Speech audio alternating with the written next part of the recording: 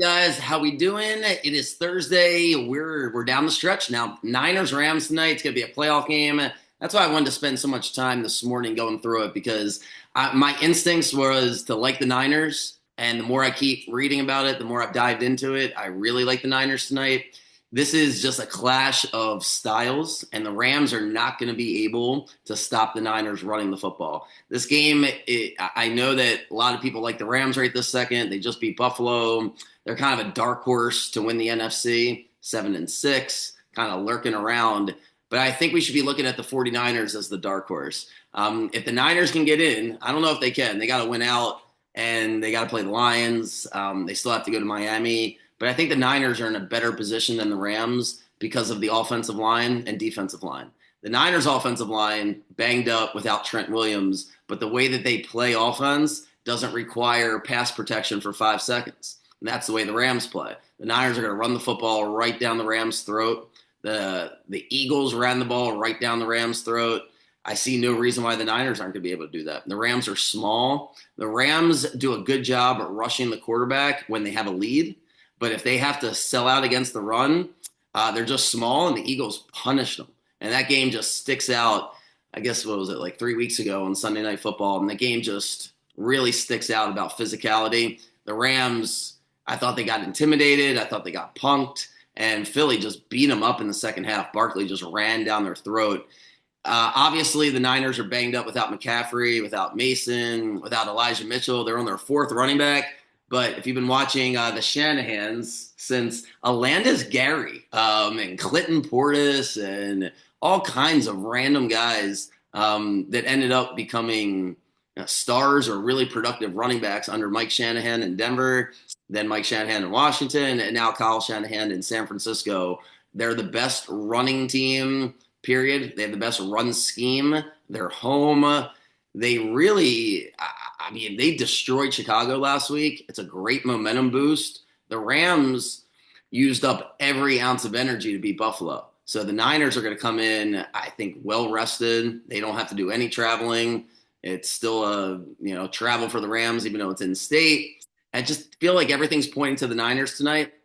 And then if you go to the other side of the ball, the Niners had 7 sacks last week against against Chicago. A little bit of an asterisk there because Caleb Williams will hold the ball for an hour and then we'll blame other people. That's how Bears fans seem to be operating. But regardless, it's Caleb Williams' fault. He just doesn't know how to play quarterback. He knows how to play tennis, swims, boxes. He should go play an individual sport. Doesn't know how to play quarterback. So part of me is like the Niners got 7 sacks. I don't know if Stafford's taking 7 sacks tonight.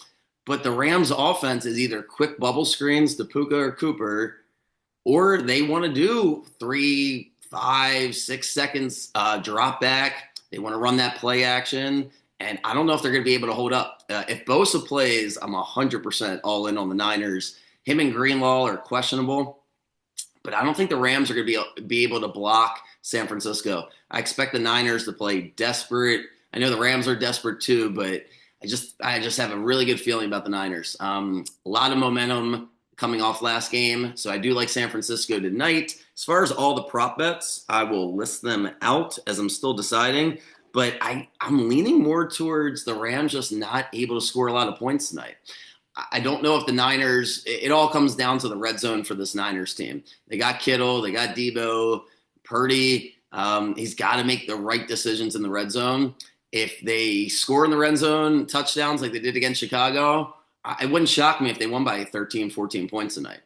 If they have to settle for field goals, this is going to come down to the very end. And I just think that the Rams aren't going to be able to score a ton of points. So I'm going to have the under on the Rams. And as much as I love Puka, and I mean, I really do. I love Cooper Kupp. I just don't love the matchup tonight for the Rams. They're going to be out on the grass. The conditions will be such to favor the Niners. I like San Francisco. So that is my take on it. I will certainly have the bets out in a little bit. Once I see the inactives, just may as well wait closer to 6:30 anyway. Just like to see the inactives when it's a standalone game. So yeah, I love the Niners tonight. I thought I liked them, but the more I read, Kobe Durant, one of the corners for the Rams, is going to be out. And I just think the Niners will be able to move the ball. The Rams have to play from behind. They might abandon the running game with Kyron Williams, who was really good. But if they have to play from behind, expect the Niners to get them. Expect the Niners to beat them. The Rams needed to build out that offensive line a little bit better. They've suffered injuries. Yeah, I'm going to go San Francisco tonight. Quick, I guess, follow up from yesterday's little rant about Corbin Burnes and the Orioles. Garrett Crochet now on the Red Sox. Oh boy, Red Sox are going to be good next year. They were good at the end of the year. That's a good trade for them. They gave up 2 first-round picks, their last 2 first-round picks, 4 total guys. And from an Orioles perspective, we certainly could have beat that, like easily could have beat that. But they don't want to trade Mayo. They don't want to trade Basayo. They obviously don't want to trade Kjerstad, Cowser. Jackson's off the table. So there's nobody left. So you're not getting Garrett Crochet. I don't know. I'm mixed feelings on it because I'm not a Garrett Crochet expert. I didn't love his comments at the end of the year last year about how he didn't want to finish out the year. Wants to save his arm. I don't know. That's not my favorite energy. I do think I'm usually in favor. I know Elias is in favor of veterans starting pitching instead of these younger guys with all the injuries. So I wasn't really disappointed that we didn't get Crochet, but it's like, all right, clock is ticking here. Now the Red Sox will most likely not sign Corbin Burnes. Everything I'm reading suggests that the Giants are going to get him, which makes sense. We're running out of teams that only so many teams are willing to pay for them, willing to pay for Burnes. I guess the Blue Jays are in the mix. Blue Jays seem to be in the mix for everybody every year, even though they can't win.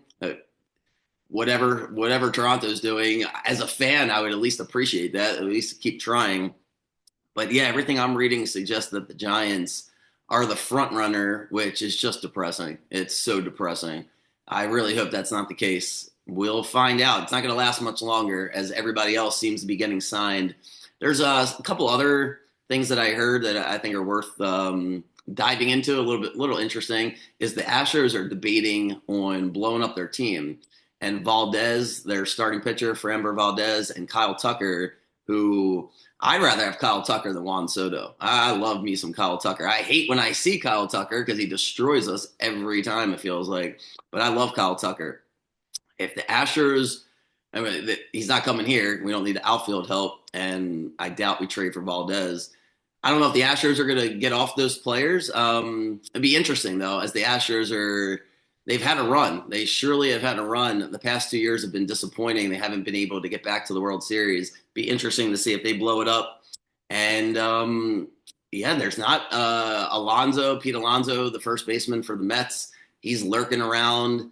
And then there's a gazillion relievers and, bottom tier starters that are recognizable if you want to go on MLB free agents and just look at it. But you're going to see, man, a lot of these guys are old. And I don't know who I'm supposed to be excited about. That's why it's like, just bring back Burnes. Just say, you know what? Let's bring back Burnes. We'll retool the coaching staff like you did. And hopefully our younger players just get better. That to me is a recipe for the World Series. If you don't bring back Burnes, I literally don't see a pathway, like a 0% chance. Like I don't know what that pathway would be. So, obviously they could trade for a starter at the deadline, but why put yourself in that position when you just have to spend the money? You work your whole life to have all this money. Just spend it on Corbin Burnes. Like I said yesterday, I could care less what Rubenstein wants. $200, $300 million. It's going to go somewhere. He's going to spend it somewhere. He's donated God knows how much money to charities. I'm sure everybody's taken care of. So now it comes down to, do you really want to win the World Series? Or is this just another business in your conglomerate of businesses? We shall find out, because if you don't pay Corbin Burnes, you're not winning the World Series. And you're setting us back a lot because it's just deflating to the team, deflating to the fan base, and deflating to the best players on the team. If I'm Gunnar and Adley, I don't understand why we're just not signing Corbin Burnes. Like, let's just go. Does he not want to be here? I can't imagine that's the case. I haven't heard anything like that. He's going to get one more contract. So, you can't blame him for maximizing it. And he's smart. Him and his agent are smart. Watch Fried get paid $218 million. And Fried is, I mean, Freed's great, but he's not Corbin Burns. He's just not. So Burns is going to get way over that. I'm gonna guess 270.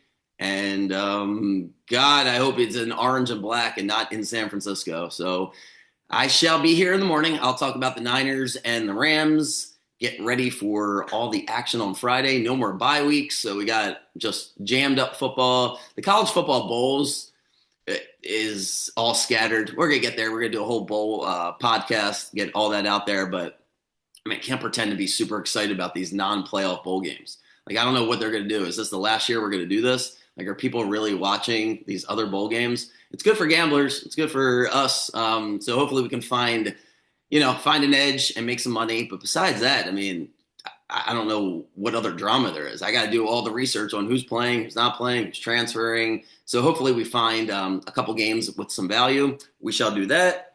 And yeah, so I'll see you guys in the morning. Good luck with the bets tonight, whatever you do. So good luck. I'll see you guys tomorrow.